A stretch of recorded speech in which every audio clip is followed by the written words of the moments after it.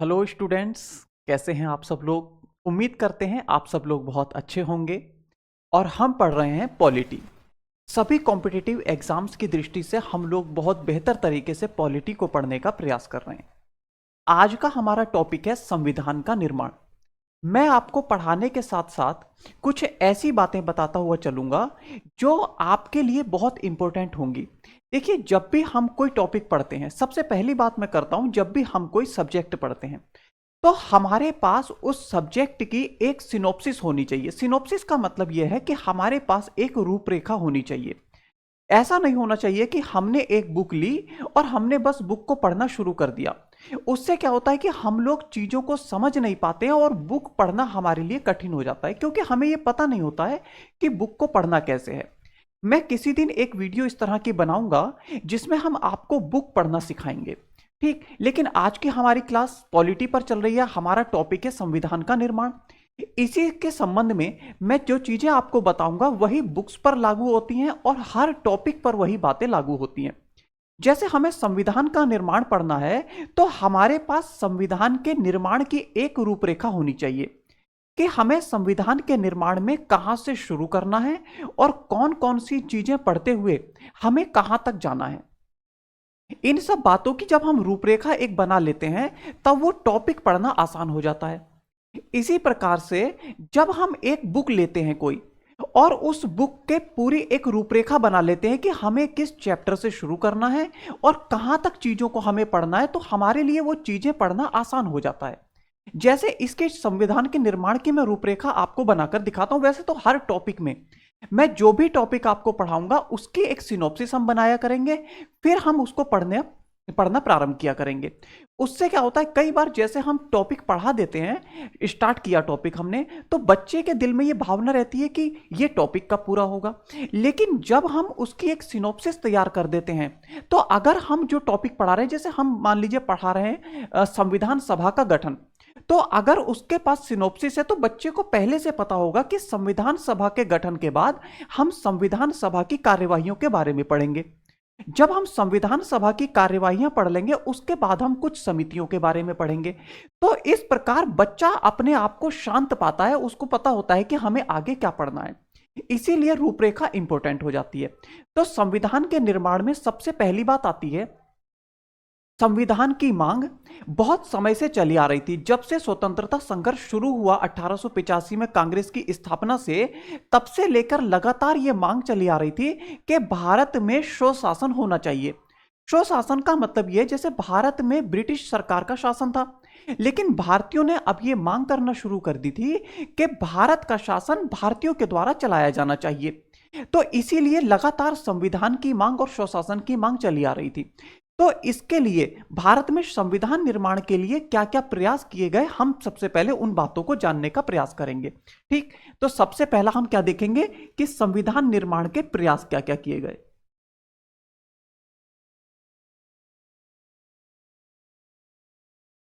संविधान निर्माण के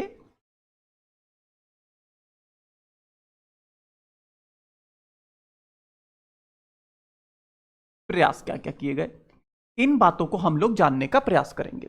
जब ये प्रयास हमारे पूरे हो जाएंगे, फिर हम देखेंगे कि हमने एक संविधान सभा का गठन किया। वो संविधान सभा का गठन कैसे हुआ, उसमें सदस्यों का चुनाव कैसे हुआ और उसमें कितने सदस्य थे, इन सब बातों को हम पढ़ते हैं किसमें, संविधान सभा के गठन में। तो हमारा नेक्स्ट टॉपिक क्या आता है, संविधान सभा का गठन।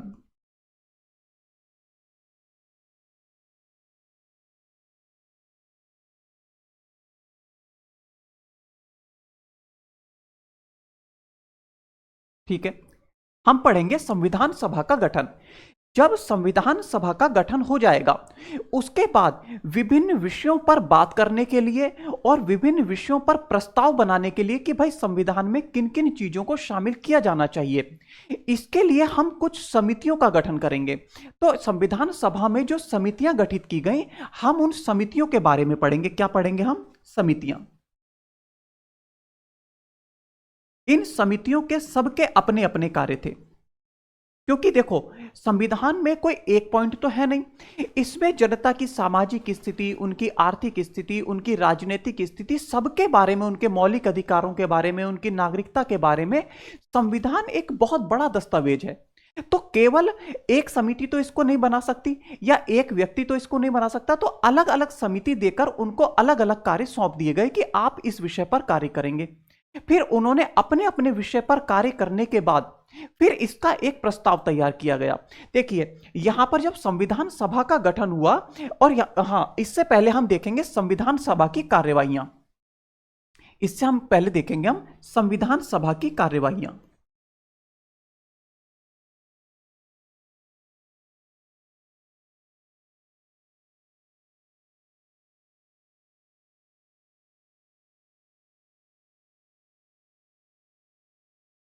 ठीक है, संविधान सभा की जब कार्यवाहियां शुरू होंगी, इसी कार्यवाहियों में फिर समितियों का गठन किया जाएगा।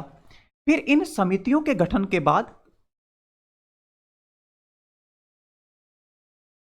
इन समितियों के गठन के बाद विभिन्न रिपोर्ट आएंगी, विभिन्न प्रस्ताव आएंगे, उसके बाद संविधान का एक प्रारूप तैयार किया जाएगा। ठीक, और संविधान निर्माण के जो चरण होंगे वो 3 चरण होंगे। भाई, कुछ चरण ऐसे होंगे जिसमें संविधान सभा का गठन किया जाएगा, फिर एक चरण होगा जिसमें संविधान सभा का निर्माण करके उसको, संविधान का निर्माण करके उसको लागू किया जाएगा। फिर उसके बाद में जिस संविधान सभा ने जब 26 जनवरी 1950 को संविधान लागू कर दिया, उसके बाद इसने संसद के रूप में कार्य किया, तो तीसरा चरण आएगा। तो संविधान निर्माण के जो चरण थे, उन चरणों को हम लोग पढ़ने का प्रयास करेंगे। संविधान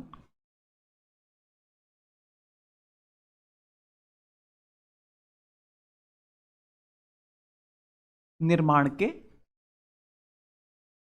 चरण, जब हम चरण पढ़ लेंगे, अब संविधान तैयार हो गया था, आपको ध्यान होगा 26 नवंबर 1949 को संविधान तैयार हो गया था। तो हम देखेंगे कि संविधान तैयार हुआ तो संविधान में क्या क्या बातें थी, कितनी तारीख को वो तैयार हुआ, इन सब बातों को हम देखेंगे। तो हम क्या देखेंगे? संविधान का तैयार होना, संविधान का तैयार होना।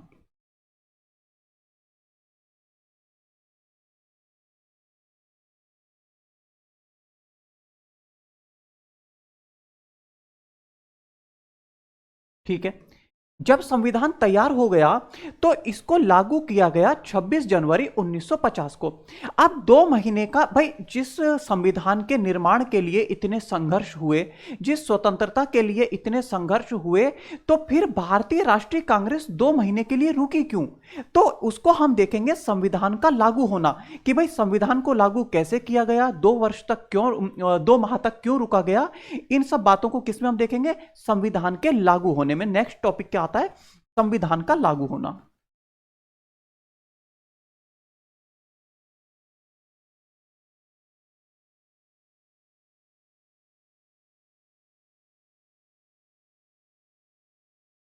ठीक है, इतनी बातों को हम लोग देखेंगे। इसके बाद भी बहुत सी बातें आती हैं, जैसे 22 जुलाई 1947 को भारतीय संविधान सभा के द्वारा राष्ट्रीय ध्वज को अपनाया गया। 22 जनवरी 1950 को राजेंद्र प्रसाद को भारत के प्रथम राष्ट्रपति के रूप में चुना गया। 22 जनवरी 1950 को राष्ट्रगान राष्ट्रगीत को अपनाया गया। फिर संविधान सभा के सलाहकार बेनेगल नरसिंह राव थे। इन सब जो ये एक्स्ट्रा जो पॉइंट्स हैं, संविधान के निर्माण में कितना खर्चा आया, तो लगभग 64 लाख रुपए का। इस तरह की चीजें जो हैं वो हम प्रमुख बिंदुओं में पढ़ेंगे। जब हम संविधान का निर्माण कर लेंगे तो इसके दौरान में जितने भी महत्वपूर्ण पॉइंट्स होंगे उनको हम पढ़ने का प्रयास करेंगे लास्ट में, और हम पढ़ेंगे कुछ प्रमुख बिंदु।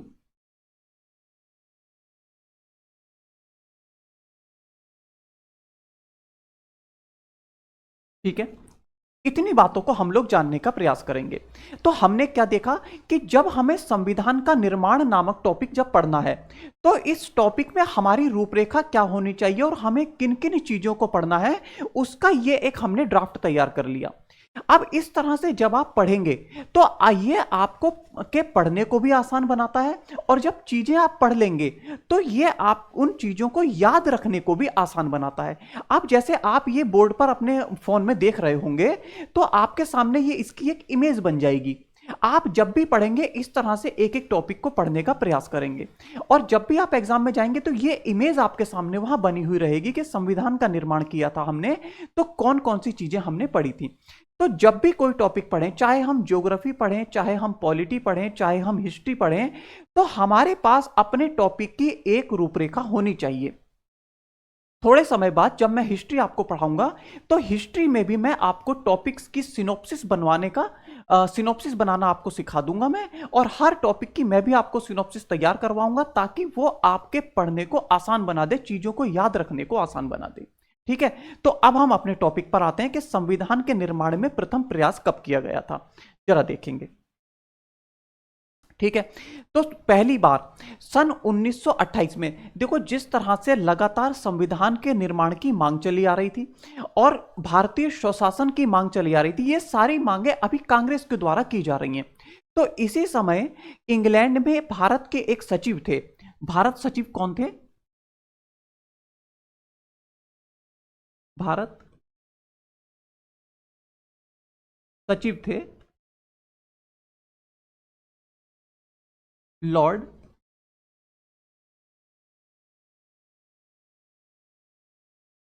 बिरकनहेड। ठीक है, ये इंग्लैंड में भारत के राज्य सचिव हैं। लॉर्ड बिरकनहेड ने भारतीयों को यानी कि भारतीय राष्ट्रीय कांग्रेस को एक चुनौती दे दी कि यदि आप स्वशासन चाहते ही हैं, यदि आप अपना कानून चाहते हैं, तो आप अपना संविधान का निर्माण कर लो। और यह चुनौती कब दी इन्होंने ये चुनौती दी 1928 में।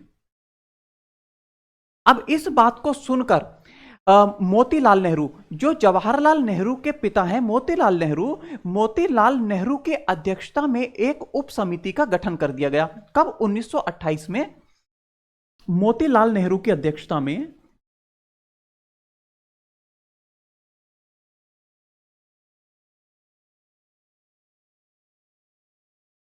एक उप समिति का गठन कर दिया गया।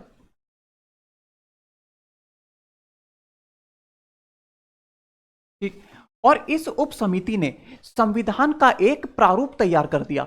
अब देखो, ये संविधान निर्माण के प्रयास चल रहे हैं लगातार कांग्रेस के द्वारा, भारतीय नेताओं के द्वारा स्वशासन, अपने हाथों में शासन लेने के लिए लगातार प्रयास चल रहे हैं। तो लॉर्ड बिरकनहेड ने चुनौती दे दी कि आप लोग अपना संविधान तैयार कर लो, और इसी चुनौती को स्वीकार करते हुए मोतीलाल नेहरू की अध्यक्षता में एक उप समिति का गठन कर दिया गया, और इस उप समिति ने एक संविधान का प्रारूप तैयार किया।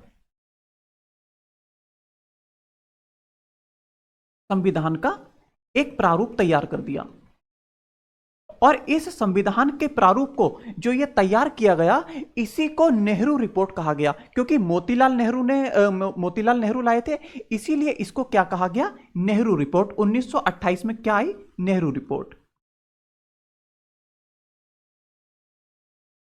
तो यह संविधान के निर्माण की दिशा में किया गया पहला प्रयास था 1928 में। अब यह टॉपिक आगे भी बढ़ाया जा सकता है, लेकिन अगर इसको हम आगे बढ़ाते हैं तो हम पहुंच जाएंगे इतिहास में। जब हम मॉडर्न इंडिया में भारतीय स्वतंत्रता संघर्ष के बारे में पढ़ते हैं तो वहां पर हम नेहरू रिपोर्ट को पूरा पढ़ते हैं। वहां पर क्या क्या इन्होंने जो संविधान का प्रारूप तैयार किया, जो नेहरू रिपोर्ट थी, उसमें क्या क्या प्रावधान थे, वो चीजें भी हम इतिहास में पढ़ने का प्रयास करते हैं। लेकिन यहां तो हम केवल ये देख रहे हैं कि संविधान सभा के निर्माण और संविधान निर्माण की क्या परिस्थितियां रहीं। तो पहली परिस्थिति थी नेहरू रिपोर्ट। ठीक, इसके बाद में हम लोग आगे बढ़ते हैं कि आगे क्या प्रयास किया गया। तो पहली बार 1928 में तो नेहरू रिपोर्ट आ गई, और उसके बाद सबसे महत्वपूर्ण जो प्रयास किया गया वो 1934 में किया गया। 1934 में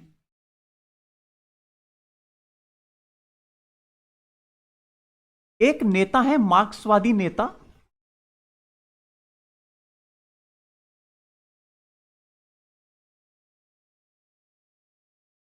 एम एन रॉय।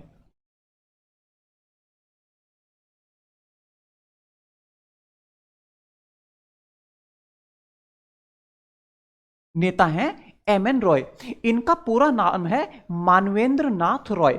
मानवेंद्र नाथ रॉय ने कहा कि भारतीय संविधान का अगर निर्माण करना है तो हमें एक संविधान सभा का गठन करना चाहिए और उस संविधान सभा को यह कार्य सौंपना चाहिए कि वो संविधान का निर्माण करे। तो संविधान सभा का पहली बार विचार संविधान निर्माण के लिए संविधान सभा का पहला विचार किसने दिया था? एम एन रॉय ने दिया था। इनका नाम था मानवेंद्र नाथ रॉय।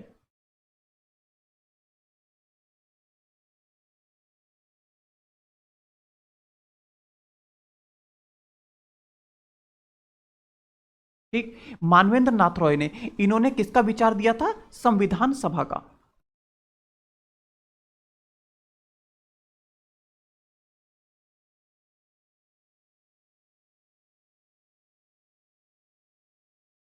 आप समझने का प्रयास कीजिए, जब 1928 में नेहरू रिपोर्ट आई, वो संविधान का एक प्रारूप तैयार कर दिया गया, लेकिन इन्होंने क्या कहा कि संविधान नहीं, संविधान तो संविधान सभा के द्वारा बनाया जाना चाहिए और हमें जो है संविधान सभा का गठन करना चाहिए। मानवेंद्र नाथ रॉय ने जो विचार दिया वो संविधान सभा के गठन का विचार दिया था। ठीक, इसके बाद में अगला आता है 1935 में।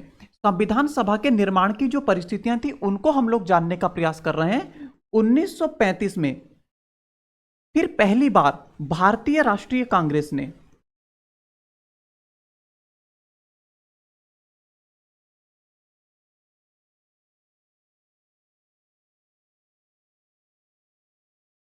संविधान सभा के गठन की मांग की।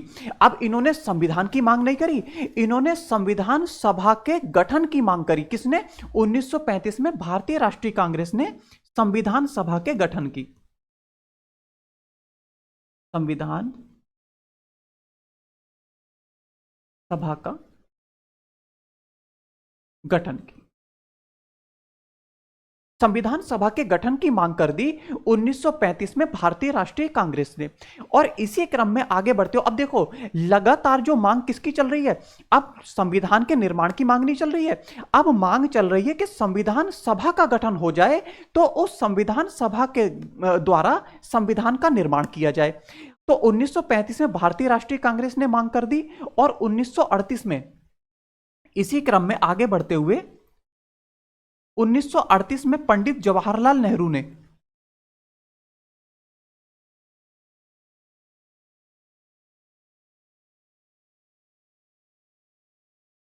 पंडित जवाहरलाल नेहरू ने कहा कि संविधान सभा का गठन जो किया जाना चाहिए वो वयस्क मताधिकार के आधार पर किया जाना चाहिए। वयस्क मताधिकार का मतलब क्या हुआ कि भारतीय जनता के द्वारा उन सदस्यों को चुना जाना चाहिए, फिर उन सदस्यों को एकत्रित करके एक सभा बनानी चाहिए जिसे संविधान सभा कहा जाएगा। तो मतलब यह है कि संविधान सभा के जो सदस्य होंगे वो वयस्क मताधिकार के आधार पर चुने जाने चाहिए। यह विचार दिया पंडित जवाहरलाल नेहरू ने 1938 में। लेकिन जब इनके विचार पर इनके सुझाव पर जब विचार किया गया तो बात यह आई कि अगर हम वयस्क मताधिकार के आधार पर चुनाव करवाते हैं तो उसके लिए पूरे ब्रिटिश भारत में चुनाव करवाना होगा और उस चुनाव में एक तो समय भी बहुत लगेगा, दूसरा पैसे का भी खर्च आएगा, तो इसका कोई ना कोई विकल्प खोजा जाना चाहिए। ठीक, अब इसी आधार पर आगे बढ़ते हुए फरवरी 1946 में, इतनी बातें आप नोट कर लेंगे, हम आगे बढ़ते हैं।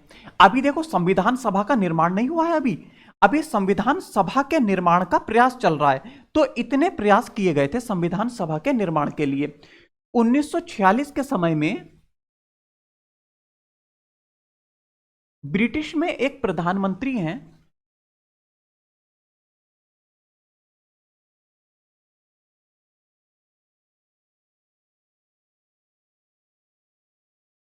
ब्रिटिश प्रधानमंत्री है क्लीमेंट एटली।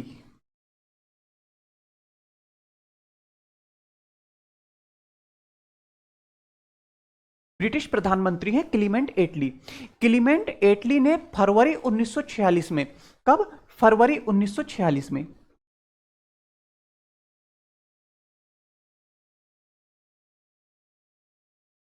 तीन सदस्यों का एक शिष्टमंडल, शिष्टमंडल का मतलब उसमें हायर ऑफिशियल्स थे। अब हम देखेंगे कौन बड़े नेता थे उसमें।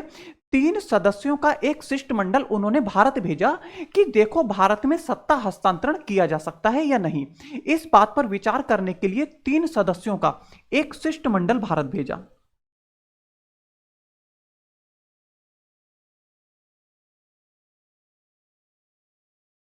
भारत भेजा, और इसमें जो तीनों सदस्य थे वो ब्रिटिश कैबिनेट के सदस्य थे।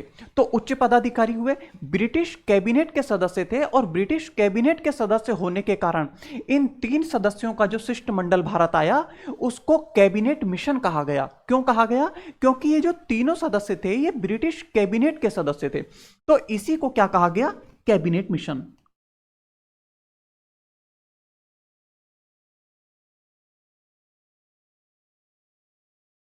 इसको कहा गया कैबिनेट मिशन। अब चूंकि इसमें 3 ही सदस्य थे और कैबिनेट मिशन की सिफारिशों के आधार पर ही संविधान सभा का गठन किया गया था, तो इसमें जो 3 सदस्य थे उन लोगों के बारे में जान लेना बड़ा इंपॉर्टेंट होता है। कभी भी पूछ लिया जाएगा कि निम्नलिखित में से कौन से सदस्य ब्रिटिश कैबिनेट के सदस्य नहीं थे, क्योंकि 3 तो थे, चौथे में कोई भी एक और नाम दे देगा वो, और आपसे वो पूछ लेगा। या ऐसा भी पूछा जा सकता है कि निम्नलिखित में से कौन सा सदस्य ब्रिटिश कैबिनेट के सदस्य थे। तो यहां पर 3 सदस्य कौन कौन से थे हम देखेंगे। पहले थे पैंथिक लॉरेंस। पैंथिक लॉरेंस, ठीक। दूसरे सदस्य कौन थे? दूसरे थे sir Stafford Cripps. Sir Stafford Cripps. और एक सदस्य थे ए वी एलेक्जेंडर।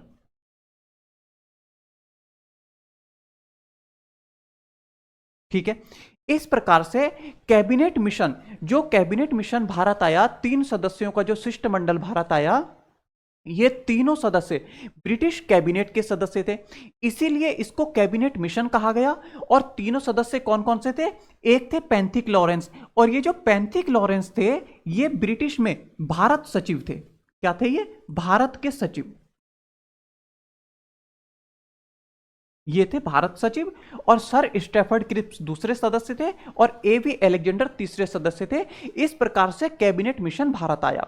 जब हम इतिहास में पढ़ेंगे तो ये कैबिनेट मिशन की बहुत से प्रावधानों को भी हम वहां पर पढ़ने का प्रयास करेंगे, लेकिन हमें केवल इतनी बातें यहां पर पढ़नी है कि कैबिनेट मिशन की सिफारिशों के आधार पर ही भारत में संविधान सभा का गठन हुआ। कैबिनेट मिशन की सिफारिशों के आधार पर संविधान सभा का गठन हुआ।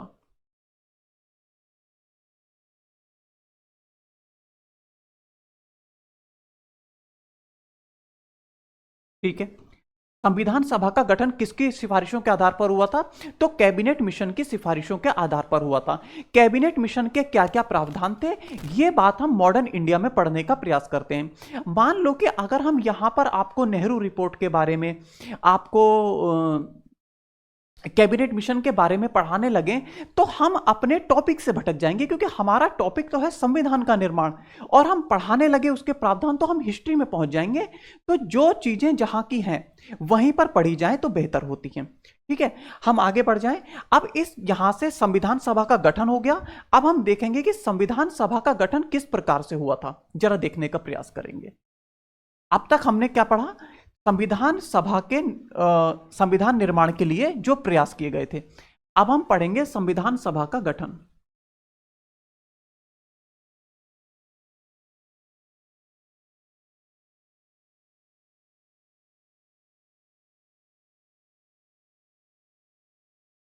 ठीक है, संविधान सभा का गठन जो किया गया वो अप्रत्यक्ष रूप से, यहां पर अब शब्दों को आप लोग समझते हुए चलना कि किस प्रकार से संविधान सभा का गठन किया गया। पहला पॉइंट, पहला शब्द क्या लिया मैंने?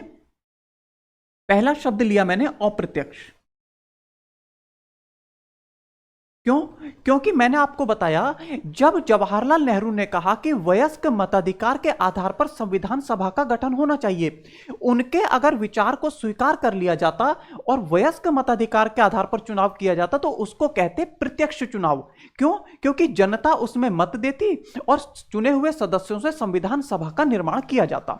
लेकिन अब क्या किया गया, उन्होंने ये सोचा कि अगर चुनाव करवाया जाएगा तो उससे तो फिर बहुत समय लग जाएगा, बहुत पैसे का भी खर्च आएगा।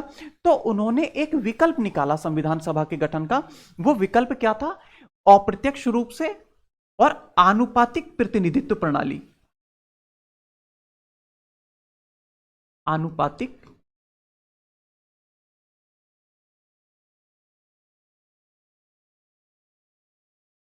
प्रतिनिधित्व प्रणाली। ठीक है, तो अप्रत्यक्ष रूप से आनुपातिक प्रतिनिधित्व प्रणाली के आधार पर संविधान सभा का गठन किया गया। अब आप अप्रत्यक्ष को भी समझिए और आनुपातिक प्रतिनिधित्व प्रणाली को भी समझिए। अप्रत्यक्ष रूप से कहने का मतलब यह है कि नेताओं में यह विचार आया, उन्होंने कहा कि हम ऐसा करते हैं कि प्रांतीय विधान परिषद के जो सदस्य हैं उन सदस्यों का एक निर्वाचक मंडल बना लेते हैं, क्योंकि जितने प्रांतीय विधान परिषद में जो सदस्य हैं वो सब जनता के द्वारा ही चुने गए हैं, जनता के प्रतिनिधि हैं। उनका एक निर्वाचक मंडल हम बना लेते हैं और उन निर्वाचक मंडल के द्वारा चुनाव करवा के हम संविधान सभा के सदस्यों का चुनाव कर देते हैं। तो अप्रत्यक्ष रूप का मतलब क्या हुआ? एक निर्वाचक मंडल बनाया गया। निर्वाचक मंडल बनाया गया। अच्छा, इस निर्वाचक मंडल में सदस्य कौन थे? प्रांतीय विधान परिषद के सदस्य। इसमें जो थे वो प्रांतीय विधान परिषद के सदस्य थे।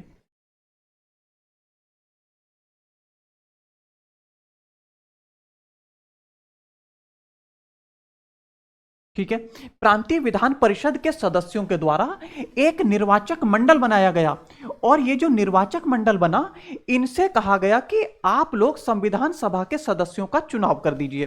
तो सबसे पहली बात क्या आई? अप्रत्यक्ष रूप से निर्वाचक मंडल के द्वारा किसका चुनाव किया गया? संविधान सभा के सदस्यों का चुनाव किया गया। दूसरी बात, आनुपातिक प्रतिनिधित्व प्रणाली का मतलब यह हुआ कि प्रत्येक 10 लाख की जनसंख्या पर एक सदस्य का संविधान सभा में चुनाव किया जाएगा, ताकि पूरे ब्रिटिश भारत में, अब यहां पर आप ध्यान देना, हम लोग ब्रिटिश भारत की बात कर रहे हैं, अभी रियासतों की बात नहीं है, क्योंकि रियासतों की जब बात आएगी वहां पर अलग प्रावधान है। हम बात क्या कर रहे हैं कि प्रांतों से संविधान सभा में सदस्यों का चुनाव किस प्रकार से होना चाहिए, इतनी बात को हम लोग समझने का प्रयास कर रहे हैं। तो प्रांतों से जो सदस्य चुने जाने हैं उसके लिए एक निर्वाचक मंडल बनाया गया। इस निर्वाचक मंडल में सदस्य कौन है? प्रांतीय विधान परिषद के सदस्य। ये लोग संविधान सभा के लिए सदस्यों का चुनाव करेंगे। दूसरी बात, आनुपातिक प्रतिनिधित्व प्रणाली, मतलब प्रत्येक 10 लाख की जनसंख्या पर, प्रत्येक 10 लाख की जनसंख्या पर एक प्रतिनिधि चुना जाएगा। ये किसकी बात चल रही है? ये प्रांतों से संविधान सभा में सदस्यों के चुनाव की बात चल रही है। ठीक है, इतनी बात हो गई। अब यहां पर आप देखें कि रियासतों के सदस्यों का चुनाव किस प्रकार से किया गया। रियासतों में कहा गया कि रियासतों के जो प्रमुख हैं, चाहे वहां के महाराजा हैं, जैसे हैदराबाद रियासत थी, जूनागढ़ रियासत थी, कश्मीर रियासत थी, इनसे यह कह दिया गया कि इनके जो प्रमुख हैं, जो इनके राजा हैं, वो किसी एक सदस्य को मनोनीत करके, प्रत्येक रियासत एक सदस्य को मनोनीत करके संविधान सभा में भेज दें। तो रियासतों से क्या किया गया था? प्रमुखों द्वारा मनोनीत, प्रमुखों द्वारा मनोनीत। ठीक है, तो अब यहां पर एक बात आप समझने का प्रयास कीजिए कि जो संविधान सभा का निर्माण हुआ, यहां पर दो बातें थी। जो प्रांतों के प्रतिनिधि थे, जो प्रांतों से सदस्य चुनकर आए थे, वो तो अप्रत्यक्ष रूप से चुना गया था, उन्हें अप्रत्यक्ष रूप से चुना गया। और रियासतों के जो सदस्य थे, वो सदस्यों को मनोनीत किया गया।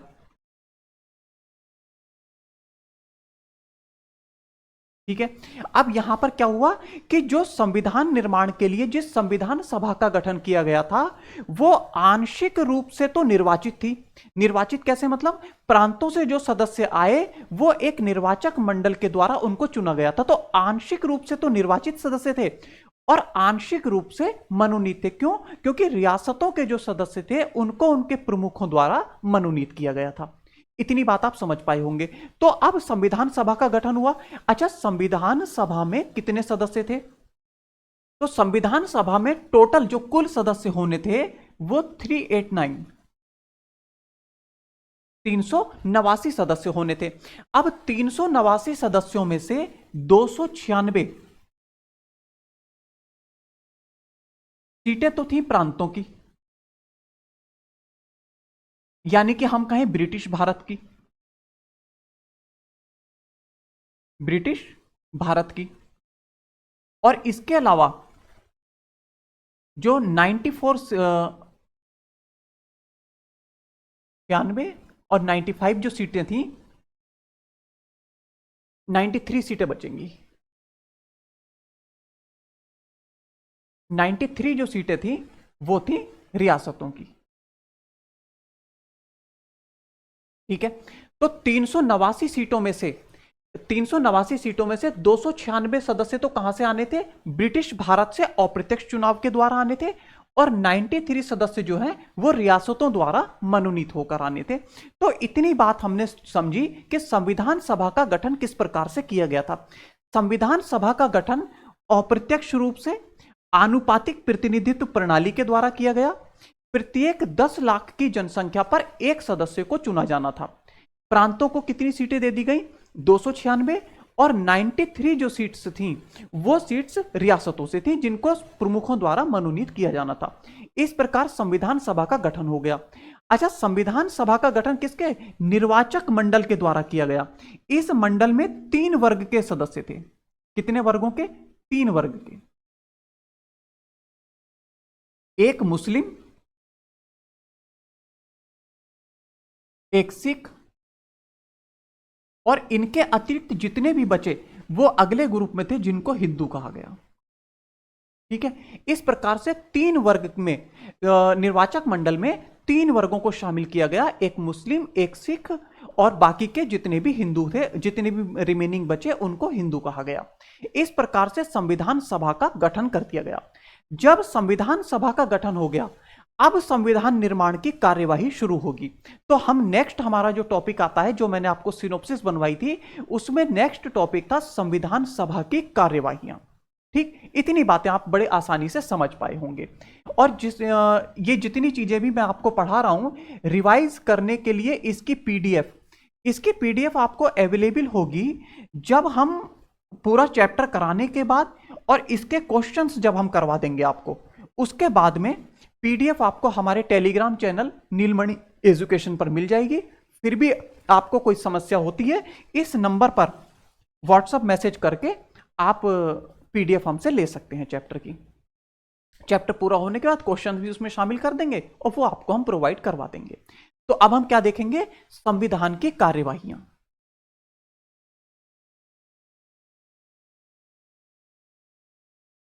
संविधान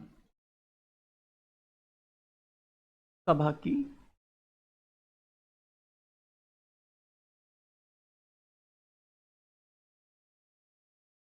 कार्यवाहियां। ठीक है। संविधान सभा का गठन हो गया। संविधान सभा के गठन के बाद 9 दिसंबर 1946 को इसकी प्रथम बैठक का आयोजन किया गया। फर्स्ट बैठक कब आयोजित की गई? 9 दिसंबर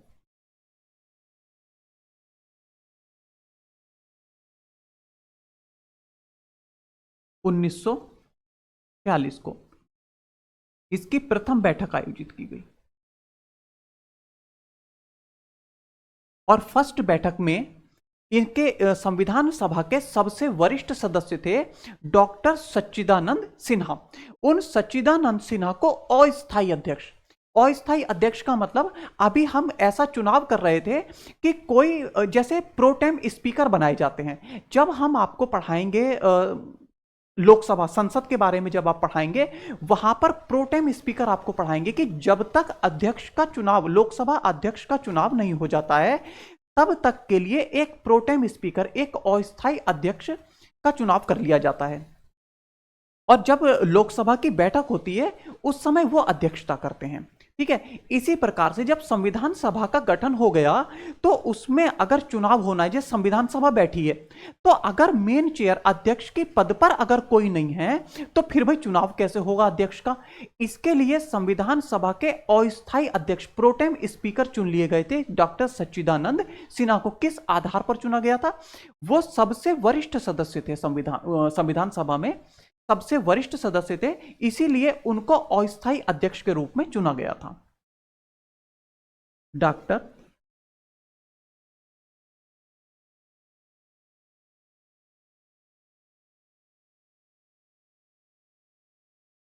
सच्चिदानंद सिन्हा को, ठीक है, डॉक्टर सच्चिदानंद सिन्हा को अस्थायी अध्यक्ष के रूप में चुना गया था।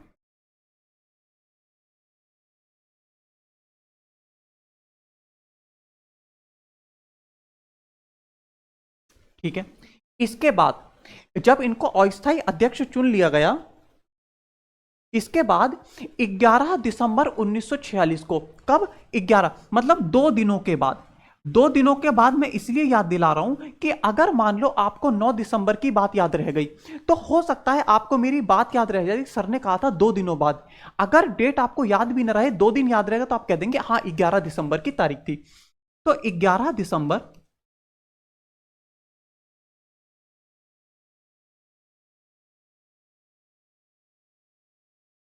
1946 को संविधान सभा के स्थायी अध्यक्ष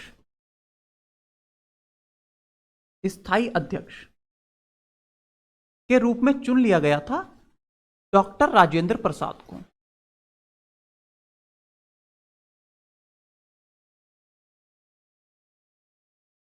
डॉक्टर राजेंद्र प्रसाद को स्थायी अध्यक्ष के रूप में चुना गया और इसी के साथ में उपाध्यक्ष भी थे, वो थे एच.सी. मुखर्जी और वी.टी. कृष्णामाचारी। तो इस प्रकार संविधान सभा के 2 उपाध्यक्ष थे। कौन कौन थे? एच.सी. मुखर्जी और वी.टी.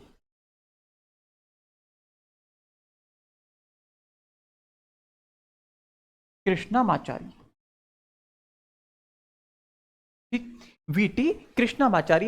इस प्रकार से संविधान सभा में स्थायी अध्यक्ष डॉक्टर राजेंद्र प्रसाद थे और 2 उपाध्यक्षों को चुना गया था, एच.सी. मुखर्जी और वीटी कृष्णामाचारी, 11 दिसंबर को। अब इसके बाद 13 दिसंबर 1946 को, ठीक, 13 दिसंबर 1946 को जवाहरलाल नेहरू द्वारा एक उद्देश्य प्रस्ताव लाया गया। उद्देश्य प्रस्ताव का मतलब जिस संविधान का हम निर्माण करने जा रहे हैं उसका उद्देश्य क्या होगा, ठीक है, तो उसे कहा गया अगस्त प्रस्ताव। क्या कहा गया? अगस्त प्रस्ताव। उस अगस्त प्रस्ताव में यह कहा गया कि हम जो संविधान का निर्माण करेंगे उसका उद्देश्य क्या होगा, क्योंकि भाई भारत के लिए संविधान का निर्माण हो रहा है तो भारत को संप्रभु बनाने की कोशिश की जाएगी, भारत में अच्छे शासन की व्यवस्था की कोशिश की जाएगी, सुशासन की कोशिश की जाएगी। तो जितने भी उद्देश्य थे, पंडित जवाहरलाल नेहरू द्वारा 13 दिसंबर 1946 को एक उद्देश्य प्रस्ताव लाया गया। अगर ये बातें आपने लिख ली हो, आप पॉज करके लिख लेंगे, मैं इसको मिटाता हूं फिर आगे हम बढ़ते हैं।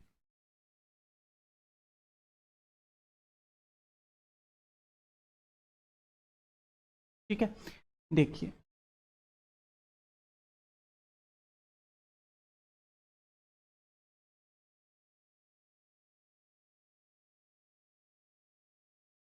तेरह दिसंबर 1946 को पंडित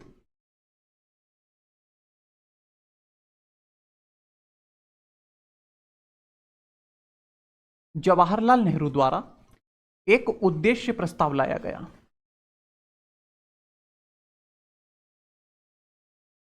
ठीक, इस उद्देश्य प्रस्ताव में कहा गया था कि संविधान के क्या क्या उद्देश्य होंगे। इसी उद्देश्य प्रस्ताव को अगस्त प्रस्ताव कहा गया। क्या कहा गया? अगस्त प्रस्ताव। ठीक। अब अगस्त प्रस्ताव में क्या क्या प्रस्ताव थे, अब एक बात आप लोग समझने का प्रयास कीजिए, क्योंकि हमारा प्रयास है कि हम आपको एसएससी, पुलिस, रेलवे और पीसीएस लेवल तक के एग्जाम्स की जीएस पढ़ाएं। लेकिन अगर मान लीजिए आप में से कोई भी एस्पिरेंट अगर सिविल सर्विसेज का है, वो क्या करें, अगस्त प्रस्ताव में उद्देश्य प्रस्ताव के बहुत से प्रावधान थे, बहुत से प्रावधान थे। लेकिन अगर मान लीजिए मैं आपको ये प्रावधान अगर पढ़ाने लग जाऊं, इसका मतलब ये होगा कि ये जो प्रावधान है ये छोटे एग्जाम्स में तो पूछे नहीं जाते हैं।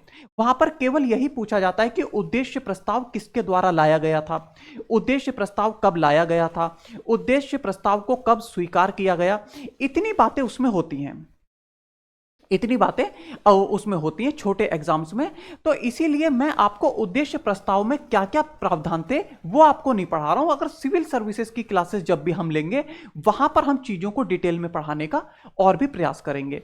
ठीक है, तो इस प्रकार से उद्देश्य प्रस्ताव को जब स्वीकार कर लिया गया, इसे 22 जनवरी 1947 को उद्देश्य प्रस्ताव को स्वीकार कर लिया गया, 22 जनवरी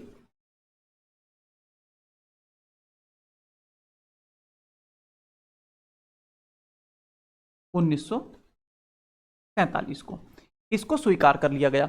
जब इसको स्वीकार कर लिया गया, अब संविधान का प्रारूप बनाने की तैयारी शुरू हो गई, क्योंकि जो उद्देश्य था वो भी निर्धारित हो गया। अब हमें संविधान का निर्माण करना चाहिए, इसकी तैयारी शुरू हो गई और इसके लिए विभिन्न समितियों का गठन किया गया। क्या गठन किया गया? विभिन्न समितियों का गठन किया गया। तो इतनी बात आप समझ पाए होंगे, इसको मिटा देते हैं फिर आगे बढ़ते हैं। उद्देश्य प्रस्ताव पंडित जवाहरलाल नेहरू द्वारा लाया गया था और इसको स्वीकार किया गया 22 जनवरी 1947 को। इसके बाद बहुत सी समितियों का गठन किया गया, कुछ बड़ी समितियां थी और कुछ छोटी समितियां थी। एग्जाम के पॉइंट ऑफ व्यू से बड़ी समितियां ज्यादा इंपॉर्टेंट हैं। पहली बात आती है समितियां।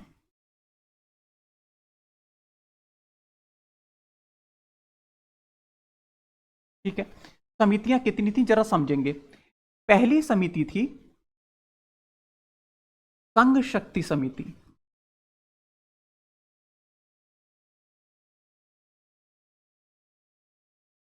ठीक है, दूसरी समिति थी संघीय संविधान समिति।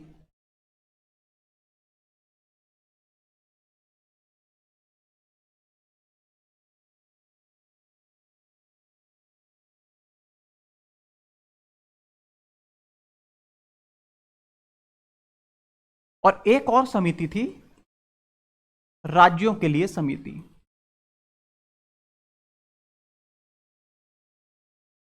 राज्यों के लिए समिति। अच्छा, राज्यों के लिए समिति थी, इसका क्या कार्य था? इसका कार्य था, जैसे संविधान जो है पूरे भारत के लिए बन रहा है, तो इस समिति का कार्य था कि वो विभिन्न राज्यों के साथ परामर्श करे। मतलब राज्य अपने क्षेत्र, अपने देश, राज्य में क्या चाहते हैं, वहां की विधान परिषद कैसी होनी चाहिए, वहां की विधानसभा कैसी होनी चाहिए, वो अपनी भौगोलिक परिस्थिति के अनुसार संविधान में क्या परिवर्तन चाहते हैं। तो राज्यों से विचार विमर्श करने के लिए एक राज्यों की एक समिति का गठन किया गया था। ये जो तीन समितियां थी, संघ शक्ति समिति, संघ संविधान समिति और राज्यों के लिए समिति, इन तीनों के जो अध्यक्ष थे वो पंडित जवाहरलाल नेहरू थे। पंडित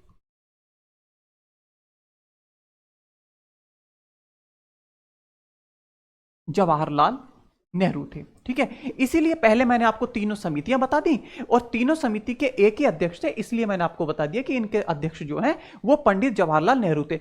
इस प्रकार आपको चीजें याद रखने में बड़ी सुविधा हो। हम इस बात का भी ध्यान रखते हैं कि हम इस तरीके से पढ़ाएं ताकि चीजें आपको क्लास में ही याद हो जाएं और एक ही रिविजन में आप आराम से एग्जाम दे सकें। दूसरी बात आती है, आगे कुछ और समितियां थी। चौथी समिति थी प्रांतीय संविधान समिति। प्रांतीय संविधान समिति। और एक और समिति थी महत्वपूर्ण समिति, मौलिक अधिकार,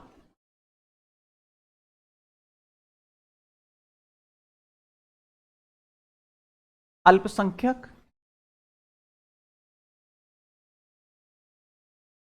जनजाति तथा बहिष्कृत क्षेत्रों के लिए।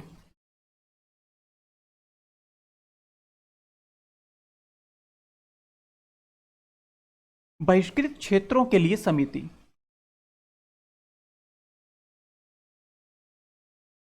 ठीक है, अब इनकी दो समिति, ये दो समिति थी, प्रांतीय संविधान समिति, मौलिक अधिकार, अल्पसंख्यक, जनजाति और बहिष्कृत क्षेत्रों के लिए समिति। इनके जो अध्यक्ष थे वो थे सरदार वल्लभ भाई पटेल।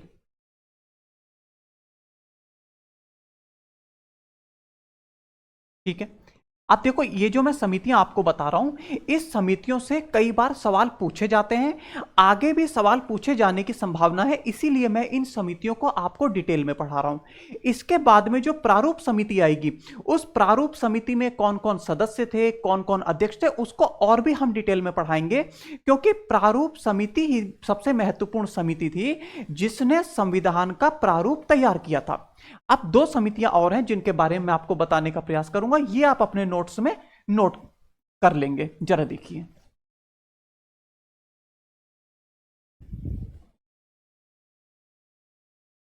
ठीक है, इसके बाद नेक्स्ट समिति थी, 5 हो गई थी, छठी समिति जो थी वो थी प्रक्रिया नियम समिति। प्रक्रिया नियम समिति। ठीक है, और एक और समिति थी संचालन समिति।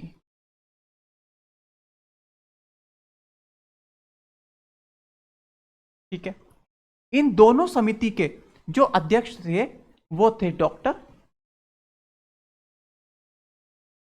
राजेंद्र प्रसाद। ठीक, इस प्रकार से इतनी समितियां आपको ध्यान रखनी है। नेक्स्ट जो समिति थी, यह सबसे महत्वपूर्ण समिति थी, 8वें नंबर की जो समिति थी, यह थी प्रारूप समिति।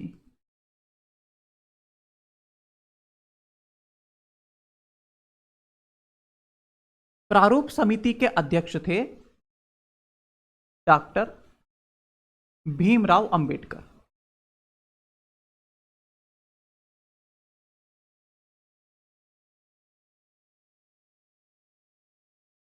ठीक है, इतनी समितियों के बारे में हम लोगों ने जानने का प्रयास किया। आज हम इतना ही पढ़ेंगे, क्योंकि अभी संविधान का निर्माण का आगे बहुत बड़ा टॉपिक है। इसके बाद हम प्रारूप समिति के बारे में जानेंगे।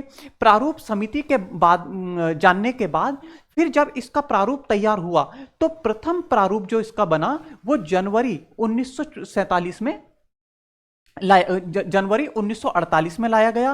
फिर उसको जनता के संशोधनों के लिए रखा गया। फिर उसको अक्टूबर 1948 में दूसरा प्रारूप उसका लाया गया। फिर उस जो तैयार हुआ बन के ये वो हुआ था 26 नवंबर 1949 को। इसलिए हम धीरे धीरे आगे बढ़ते चले जाएंगे। अभी हमें प्रारूप समिति के बारे में भी पढ़ना है, तो आज यहीं पर हम अपनी क्लास रोकते हैं। कल से हम फिर इस क्लास को कंटिन्यू करेंगे, प्रारूप समिति के बारे में आपको बताएंगे और नेक्स्ट क्लास में हम संविधान का निर्माण पूरा कर देंगे। उसके बाद फिर इस पर आधारित कुछ क्वेश्चंस को करने का प्रयास करेंगे और फिर यह वाला टॉपिक हमारा पूरा हो जाएगा। आज के लिए इतना ही, धन्यवाद।